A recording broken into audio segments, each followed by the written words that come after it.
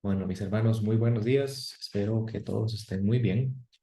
Hoy, como les mandaba por mensajito, vamos a retomar el estudio del Evangelio según Lucas y empezamos capítulo nuevo, un capítulo que va a ser hermosísimo, o sea, literalmente súper hermoso. Vamos a crecer y aprender un montón acerca de nuestro Señor, porque este capítulo, por lo menos hasta el versículo 62, vamos a poder eh, responder a una pregunta que curiosamente es una pregunta que se hace Herodes. La pregunta que vamos a poder responder es: ¿quién es Jesús? Entonces va a ser una serie de estudios muy linda, muy edificadora. Pero bueno, para entender por qué, cómo llegamos hasta acá y el contexto de lo que está aconteciendo, vamos a primero leer la porción que nos corresponde estudiar hoy y luego voy a hacer una recapitulación de 5 minutos máximo de todo lo que hemos visto a partir del capítulo 5 más o menos hasta ahora, para entender qué es lo que empieza a acontecer en el relato que nos escribió Lucas. Entonces, Lucas capítulo 9, vamos a estudiar hoy del versículo 1 hasta el versículo 9. Repito, Lucas capítulo 9, versículos del 1 al 9, dice así: Habiendo reunido a sus 12 discípulos, les dio poder y autoridad sobre todos los demonios y para sanar enfermedades, y los envió a predicar el reino de Dios y a sanar a los enfermos. Y les dijo: No toméis nada para el camino, ni bordón, ni alforja, ni pan, ni dinero, ni llevéis dos túnicas. En cualquier lugar donde entréis, quedad allí y de allí salid. Y donde quiera que nos recibieren, salid de aquella ciudad y sacudid el polvo de vuestros pies en testimonio contra ellos. Y saliendo, pasaban por todas las aldeas anunciando el evangelio y sanando por todas partes. Herodes, el tetrarca, oyó de todas las cosas que hacía Jesús y estaba perplejo, porque decían algunos: Juan ha resucitado de los muertos; otros: Elías ha aparecido; y otros: algún profeta de los antiguos ha resucitado. Y dijo Herodes: a Juan yo le hice decapitar. ¿Quién pues es este de quien oigo tales cosas? Y procuraba verle. Entonces eso es lo que nos corresponde estudiar hoy. Em, Como les decía, todo el capítulo, por lo menos hasta el versículo 62, vamos a ver una serie de estudios que lo que intentan es responder una pregunta un poco más general de quién es Jesús, la misma pregunta que se hace Herodes: ¿quién es este? Pero bueno, para entender en lo que la misión que van a recibir los 12 discípulos en este momento y entender por qué es en este momento en particular en que la reciben, hay que hacer una breve recapitulación acerca de todo lo que ha acontecido hasta ahora. A finales del capítulo 4, recuerden que vemos el primer encuentro de Jesús con Pedro cuando sana a su suegra, pero luego viene el pasaje de la pesca milagrosa en que Pedro, Jacobo y Juan, los hijos de Zebedeo, tienen un encuentro con Jesús y empiezan a seguirle a partir de ahí. Más adelante, en el capítulo 5, vemos cómo se llama a Leví, y ya para el capítulo 6 vemos la elección de los 12 apóstoles. Inmediatamente después de la elección de los 12 apóstoles, si recuerdan bien, vimos una serie de enseñanzas que eran los sermones de la montaña, que en su momento dijimos que lo que Jesús procuraba hacer era instruir a los discípulos en lo que Él espera acerca de sus discípulos, qué es lo que Él quiere que ellos sean. Y recuerden que los sermones de la montaña son una serie de enseñanzas que, a pesar de que hay una multitud escuchando el mensaje, hay una gran cantidad de personas escuchando el mensaje está dirigido particularmente para aquellos que son discípulos de Jesús. Entonces Jesús les ha dado toda la doctrina y toda la enseñanza acerca de su pensamiento. Han visto a Jesús orar, han visto a Jesús, perdón, ser perseguido y ser criticado por los principales de la sinagoga, por los fariseos, por los escribas. En el capítulo 7 vemos cómo comienzan a conocer a Jesús de una forma un poco distinta a través de una serie de milagros, que si bien son milagros, sin duda alguna, son milagros que podríamos decir también fueron ejecutados de forma similar por profetas en el Antiguo Testamento. Entonces, lo que podemos observar o lo que si nos ponemos tal vez en los pies de los discípulos en este momento, en el capítulo 7, ellos podían pensar que sí, en efecto, Jesús era un gran profeta. Sin embargo, llega al capítulo 8 y en el capítulo 8 vemos una serie de revelaciones acerca de Jesús que nunca antes habían sido vistas y nunca antes habían sido escritas tampoco acerca de alguien. Entonces, lo que esto nos revela es que los discípulos ya llegan a conocer a Jesús en una dimensión distinta, que de hecho ellos mismos se preguntan. En el capítulo 8, en el versículo 25 exactamente, ellos llegan y se preguntan, después de ver cómo las aguas y los vientos obedecen a la voz y el mandato de Jesús, ellos llegan y se preguntan, ¿quién es este que aún los vientos y las aguas manda y le obedecen? Entonces vemos como hay una manifestación distinta acerca de Jesús acá. Vemos también hay una manifestación distinta de Jesús en el encuentro con el demoniado Gadareno, cuando vemos huestes de maldad que no pueden resistir al mandamiento de Jesús, y ya luego vemos también como ni la enfermedad ni la muerte tampoco pueden resistir a la palabra y la autoridad del Señor Jesús. Entonces, este es el contexto en el que estamos. Llegamos al capítulo 9 y ya los discípulos han experimentado toda esta serie de cosas acerca de Jesús, conocen su doctrina, saben cómo Jesús ora, saben cómo Jesús ha tratado la oposición cuando ha predicado su mensaje del reino de los cielos, saben cómo Jesús sana por su propia autoridad, no por una autoridad que le fue otorgada por alguien más, sino por su propia autoridad ha sanado enfermos, ha resucitado muertos y la naturaleza, toda la creación obedece a su mandato. Y entonces llega al capítulo 9, que comienza el capítulo 9, versículo 1, que comienza diciendo, habiendo reunido a sus 12 discípulos, dice que les dio poder y autoridad sobre los demonios y para sanar enfermedades. Entonces ellos que continuamente lo acompañaban, le habían oído predicar el evangelio del reino, habían observado su comportamiento, sus oraciones y demás, ahora son enviados por Jesús para cumplir un propósito. Dice Marcos en el paralelo de este texto que el propósito o el programa de Jesús era bastante sencillo para ellos. El programa era primero que estuvieran con él y segundo luego enviarlos a predicar el evangelio. Entonces, sin duda que es necesario que antes de que los discípulos pudieran predicar el reino de Dios, tenían que entenderlo primero, tenían que experimentarlo primero.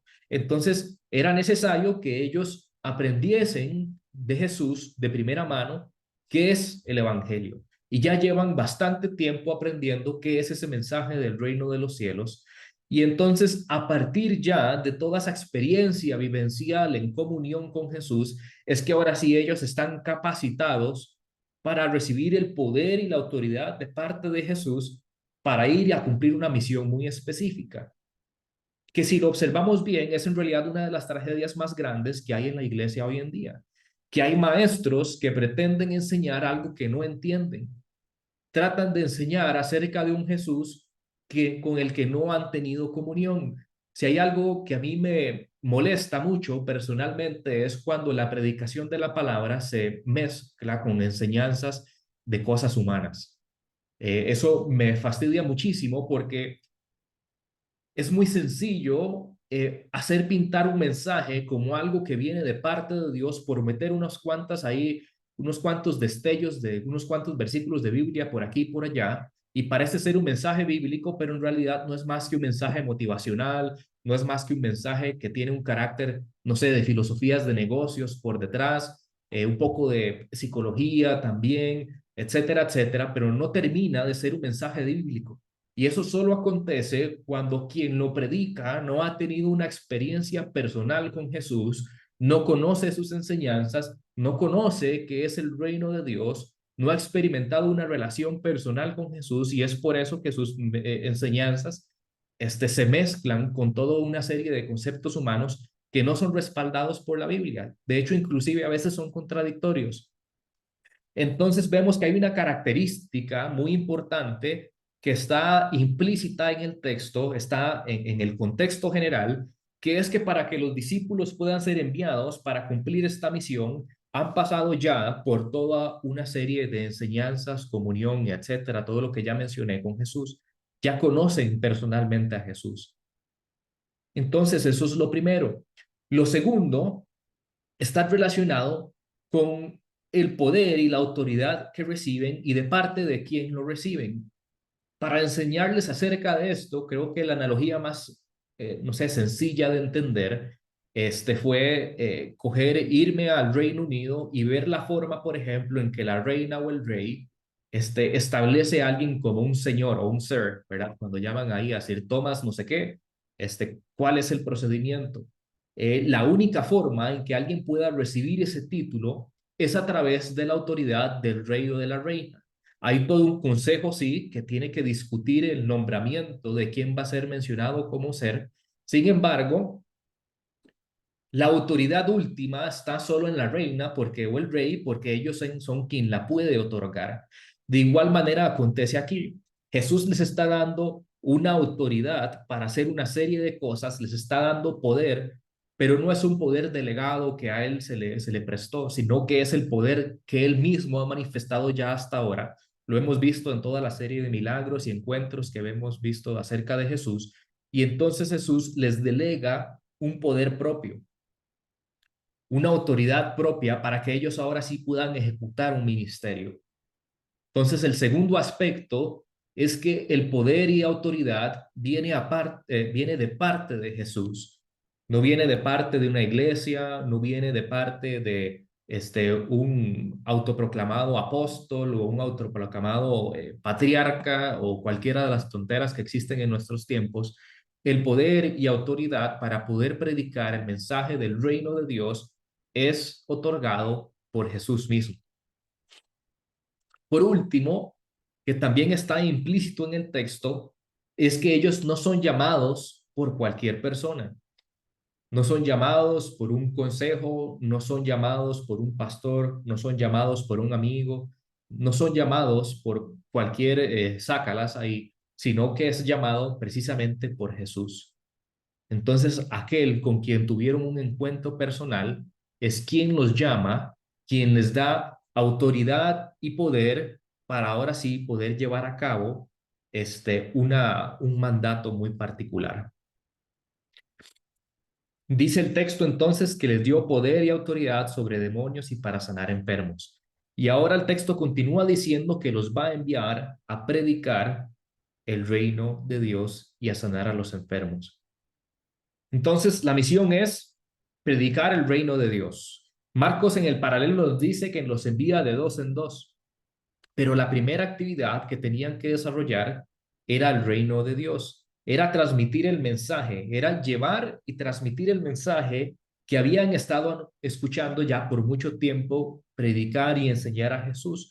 No era más que el evangelio de salvación, el hecho de que el reino se había acercado ya y que había establecido ya un puente en lo que hoy nosotros conocemos entre el antiguo pacto y el nuevo pacto.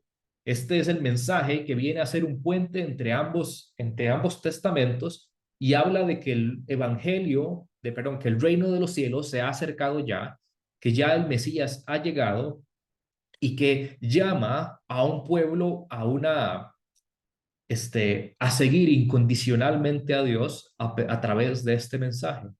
Entonces, este es el mensaje que ellos tienen que llevar. Ahora, es bien interesante también observar que los envió, dice, a predicar el reino de Dios. Esta misión limita y condiciona también su actividad. No podían dedicar su tiempo a otra cosa que no fuese la predicación del mensaje. No los envía a pasear o a conocer, no los envía a hacer amigos por todo lado, los envía con una misión que limita y condiciona su actividad de manera que todo pensamiento o toda idea que ellos tuvieran tenía que ir en condición de poder predicar el reino de Dios. Por otros paralelos también, en Marcos sabemos que los destinatarios de este mensaje serían las ovejas perdidas de Israel. Pero esta no es una actividad que está supeditada al pensamiento o al sentimiento o a las ganas o a la falta de ganas de los discípulos para ser enviados y predicar el mensaje, sino que la misión consistía única y exclusivamente en hacer eso. A eso los envió. No importa si tenían o no ganas, ellos ya tenían las herramientas para poder predicar el evangelio del reino. Y como aspecto secundario también, la Biblia nos dice que también la misión era sanar a los enfermos. Entonces, las palabras del mensaje del reino siempre iban a ir acompañadas de manifestaciones de poder. Como ya mencioné antes, en el envío de la misión se les capacita para ellos poder hacer obras poderosas como las que Jesús hacía cuando recibieron el poder y la autoridad de parte de Jesús. Y es muy fácil observar que todas estas cosas tuvieron un cumplimiento, que el Señor verdaderamente eh, eh, ungió, tal vez por decirlo de una forma, o le otorgó la autoridad y el poder a los discípulos. Cuando usted lee Hechos, ya en lo que llevamos de la lectura de Hechos, hemos podido comprobar esto, pero vemos como ellos en efecto predicaron el reino de Dios, vemos cómo sanaron a paralíticos, cómo sanaron a enfermos, cómo resucitaron a muertos, todo por el poder y la autoridad que el Señor les otorgó. Entonces, no es un poder o no es una habilidad que ellos adquirieron porque quisieron, sino viene de parte del Señor. Pero luego el texto continúa dándole una serie de instrucciones a los discípulos que tiene tanto que enseñarnos a nosotros hoy día. Se nos olvida porque este texto, estoy seguro que cuando lo leímos al inicio, usted entendió todo. En realidad no hay una dificultad interpretativa aquí que usted diga, uy, pero ¿qué significa eso de predicar? ¿O qué significa eso de, no sé, de ir por todas las aldeas predicando? No, no hay nada de complejo en el texto. Lo complejo es vivir lo que nos está pidiendo el texto. Es ahí donde con frecuencia vemos una desconexión entre lo que entendemos y lo que hacemos. Porque el versículo 3 dice, no toméis nada para el camino, ni bordón, ni alforja, ni pan, ni dinero, ni llevéis dos túnicas. Y cualquier casa en donde entréis, quedad allí y salid de allí. Y donde quiera que no os recibieren, salid de aquella ciudad, sacudid el polvo de vuestros pies en testimonio contra ellos. Entonces, voy a expandir brevemente en qué eso es lo que consiste esta parte. Eh, Jesús les da una serie de indicaciones de a dónde tenían que ir y qué debían de hacer. Les da una serie de instrucciones prácticas que están relacionadas principalmente con todo aquello que a usted y a mí nos preocupa. A lo que a todo ser humano le preocupa con constancia, esto es lo que Jesús está tratando de decirles acá. Sobre esas preocupaciones les va a hablar. La primera prohibición o la primera instrucción es genérica, es no tomen nada para el camino. Esto lo que nos habla es que es una misión urgente. No hay tiempo de preparar a nada, no hay tiempo de ir a enterrar a algún ser querido, no hay tiempo de ir a recolectar una herencia, no hay tiempo de nada. Lo cierto es que no debían de tomar nada para el camino porque esta misión es urgente. Debían ocuparse únicamente de predicar el reino de los cielos. Entonces, no tienen que perder tiempo en hacer acopios, en hacer planes, no tienen que perder tiempo en nada de eso. Lo único que debían de hacer era dar el paso de fe y procurar ejecutar y dar el mensaje como el Señor se los había enseñado. La segunda prohibición tiene que ver con que ellos no pueden llevar un bordón. Un bordón es básicamente un bastón y ese bastón tenía varias funciones. Podía ayudarlos para apoyarse y caminar de forma más segura cuando los caminos eran difíciles. También el bordón era utilizado cuando tenían encuentros con animales ahí semisalvajes, como los perros, por ejemplo, de la época. El bordón podía ser utilizado para defenderse. Pero aquí parece haber una aparente contradicción porque Marcos nos dice que a ellos se les permitía llevar un bordón, pero no uno nuevo. Entonces, la interpretación usando ambos textos juntos es básicamente puedes llevar un bordón, pero no uno nuevo. No procures buscar un bordón nuevo. Y esto lo que nos habla es acerca de las herramientas que Jesús les otorgó ya durante esa vivencia que tuvieron con Él, en ese caminar que tuvieron con Él, las herramientas que adquirieron ahí para defenderse de la hostilidad, para defenderse sobre las dificultades que podían encontrar en el camino. Esas eran las herramientas que tenían que utilizar, las que ya aprendieron del Señor, las aprendieron de primera mano, caminando con Él. ¿Para qué preocuparse por llevar un bordón nuevo si ya tienen uno? Luego dice también que no se les permite llevar una alforja, que la alforja es una bolsa de viaje donde se pueden meter pertenencias mientras se viaja. También dice que no pueden llevar pan y que no lleven dinero. El dinero que usualmente cuando las personas viajaban los metían en un pliegue que tenían en el cinturón de su vestimenta. No podían llevar dinero, no podían llevar pan, no podían llevar dos túnicas.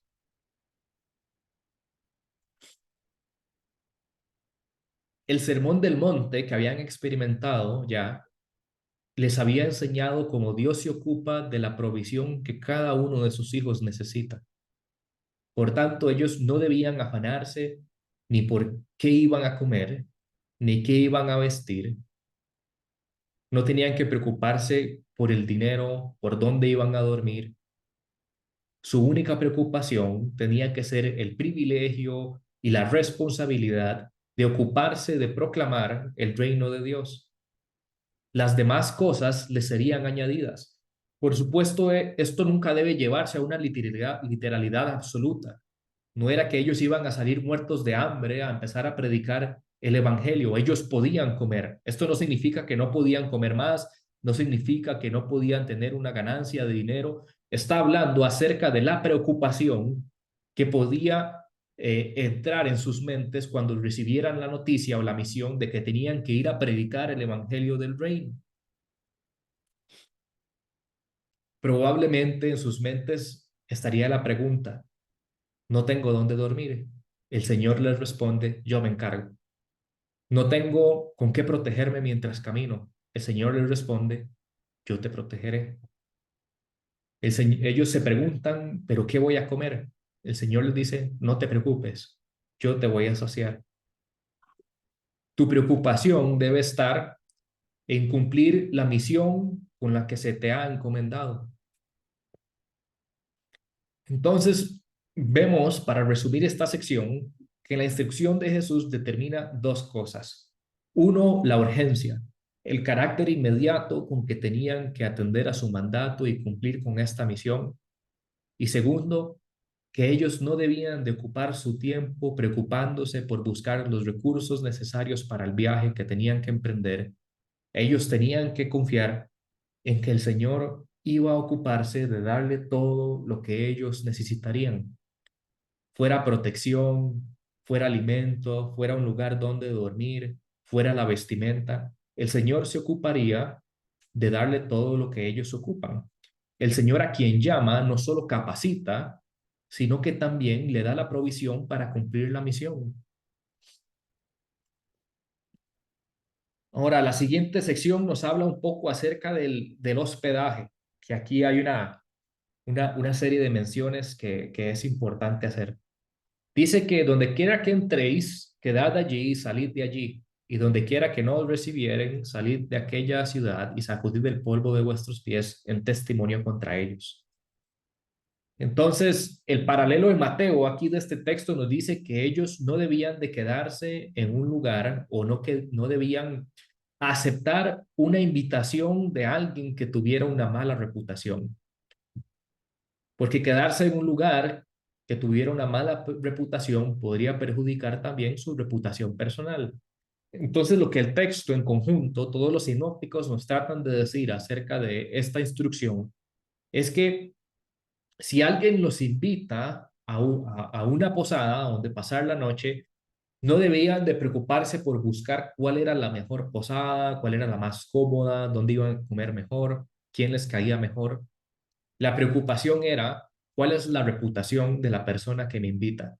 Y una vez se hayan asesorado que esa persona tenía una buena reputación en la aldea o en el pueblo donde estaban, ya podían aceptar la invitación y quedarse con ellos. Luego el texto dice que donde quiera que no os reciben, salid de aquella ciudad y sacudid el polvo de vuestros pies en testimonio contra ellos. Y resulta que acabamos de leer un texto en el que acontece algo similar. Ya el Señor les dio el ejemplo perfecto de cuál es la actitud que hay que tener cuando se sale en un lugar donde no se es bien recibido. No sé si recuerdan, pero acabamos de hacer el estudio hace unas semanas del endemoniado gadareno. Cuando Jesús estaba en Gadara, dice que los hombres que estaban en esa región les rogaban que se fuera, que por favor le pidieron que saliera de esa ciudad. Y Jesús acude a esa petición de parte de ellos. Entonces, no tenían que hacer más que seguir los pasos de Jesús, pero hay aquí una señal que es interesante, que dice que ellos debían de sacudir el polvo de sus pies en testimonio contra ellos. ¿Qué quiere decir eso? Bueno, los judíos, cuando caminaban por tierras gentiles que se encontraban fuera del territorio de Israel, ellos sacudían sus pies pensando que este, se estaban limpiando de la contaminación de los gentiles, y al hacer eso también procuraban no contaminar tal vez las cosas que tenían un carácter sagrado para ellos. Pero el verdadero significado de sacudir el polvo de los pies viene aparejado más con una idea de dar un testimonio visible de de la ciudad en la que salían, que tiene que ver con una manifestación más de compasión que cualquier otra cosa, que es hacerles reflexionar para que procedan al arrepentimiento. Un judío se preocupaba nada más por la contaminación y menospreciaban a los gentiles.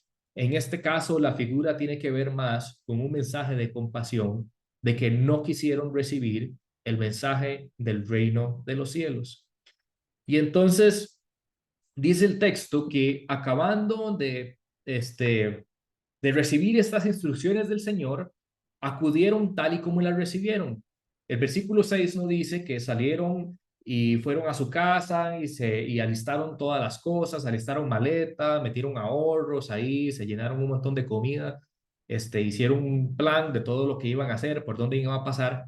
El texto nos dice que saliendo, dice que pasaban por todas las aldeas anunciando el evangelio y sanando por todas partes.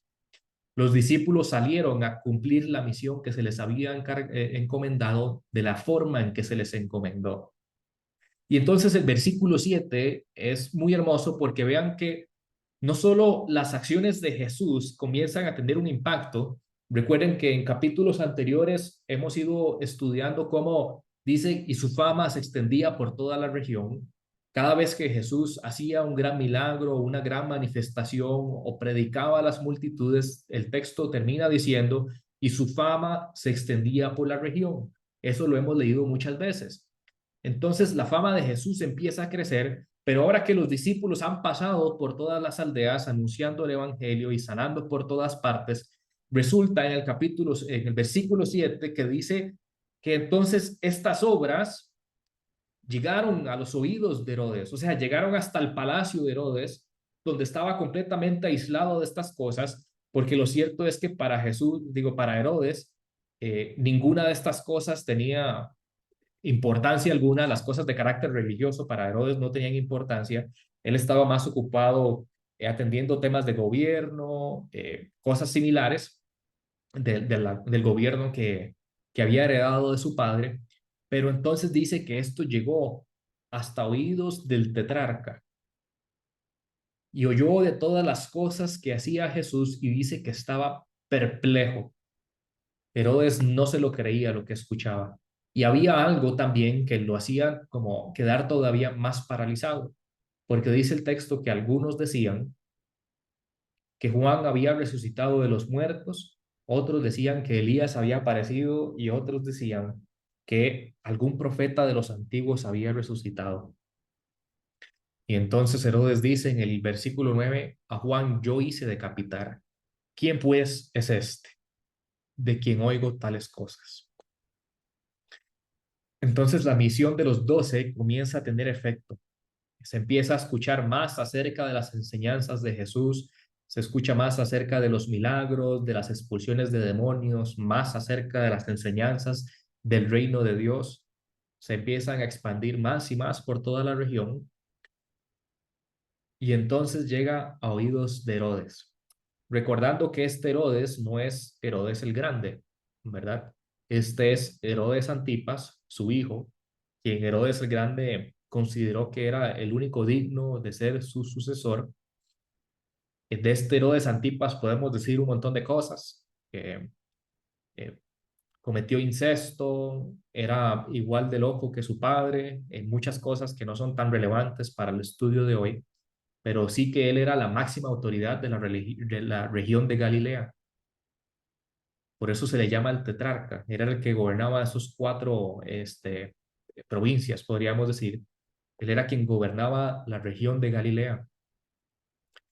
Y Herodes nunca había conocido ni había visto a Jesús, ni había presenciado ninguno de sus milagros. Pero llega a sus oídos lo que hacían, lo que hacía.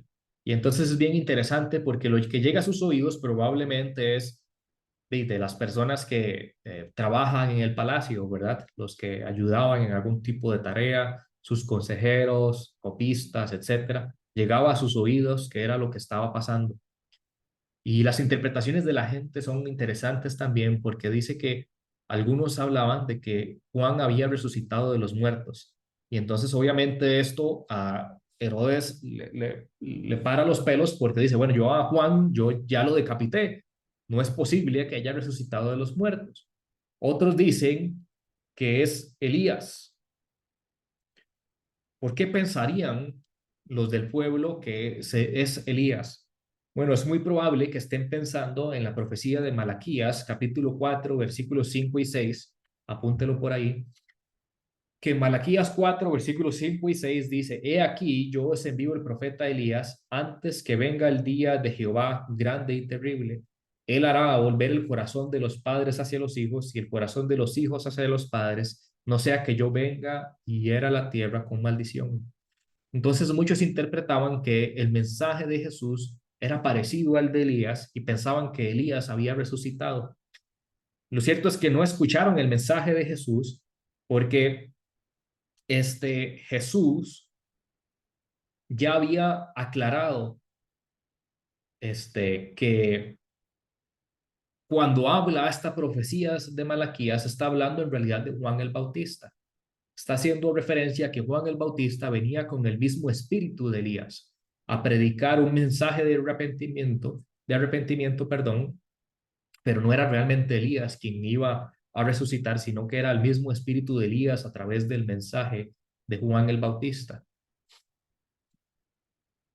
Y luego otros dicen que algún profeta de los antiguos ha resucitado. Pero es interesante que todos ellos buscaron cualquier otra serie de explicaciones menos la que verdaderamente era, que el reino de los cielos se había acercado y que el Mesías estaba en medio de ellos. Como hemos estudiado en muchas ocasiones, ellos lo que esperaban, por supuesto, era el Mesías que iba a venir a gobernar, ¿verdad? La figura del Mesías rey. Entonces buscaron cualquier cantidad de interpretaciones que a veces ni siquiera son ni bíblicas ni verosímiles para poder saber quién era este tal Jesús. Pero lo cierto es que ninguno supo decir quién era verdaderamente Jesús. Y entonces Herodes se hace la pregunta que vamos a estudiar por el resto del capítulo 9 hasta el versículo 62. Herodes pregunta, ¿quién pues es este de quien oigo tales cosas? Y procuraba verle. ¿Quién es Jesús? Ahora, a manera de conclusión con el pasaje, como les mencionaba, vieron que no es difícil de interpretar. Aquí no hay una dificultad interpretativa enorme. Lo que sí hay es una dificultad en la aplicación, porque si bien este es el mandamiento que Jesús da a los 12 discípulos, es un mandamiento que también da en la Gran Comisión. Es lo que Él espera de todos sus discípulos. Y lo cierto es que nosotros con frecuencia nos apartamos de las instrucciones de lo que el Señor espera de cada uno de nosotros. Que la prioridad número uno, o perdón, doy un paso atrás, primero que hemos sido revestidos de poder y autoridad a través del Espíritu Santo para predicar el mensaje del Evangelio. Lo segundo es que todas esas preocupaciones y excusas que ponemos en nuestra mente no son solo más que eso. En ocasiones inclusive tratemos de hacerlas aparentar como piedad. Ah, sí, es que me estoy preparando. Estoy preparándome más para que cuando ya salga ahora sí pueda hacer que multitudes escuchen el mensaje del Evangelio, que multitudes se conviertan al Señor.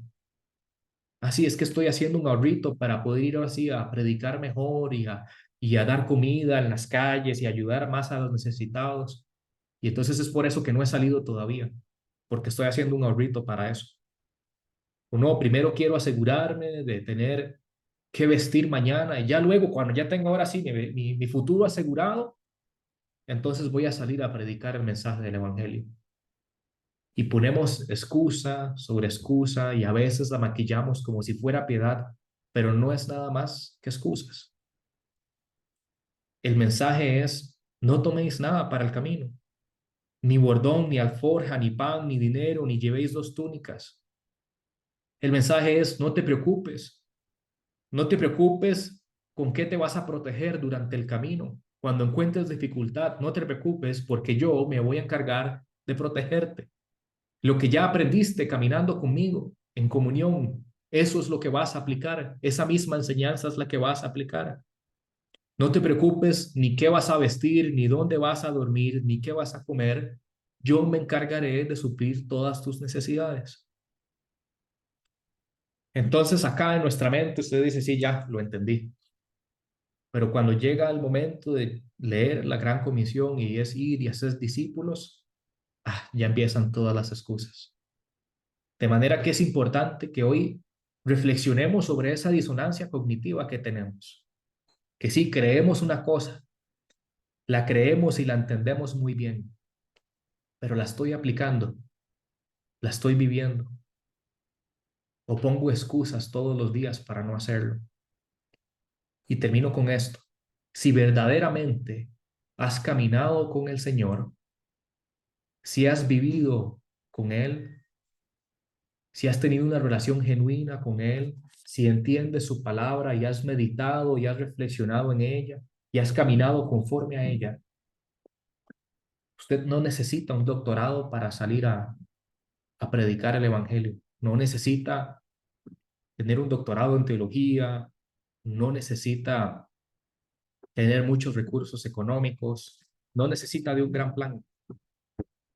Usted necesita el sentido de urgencia que el Señor también tenía cuando dijo, salir y predicar el reino de Dios.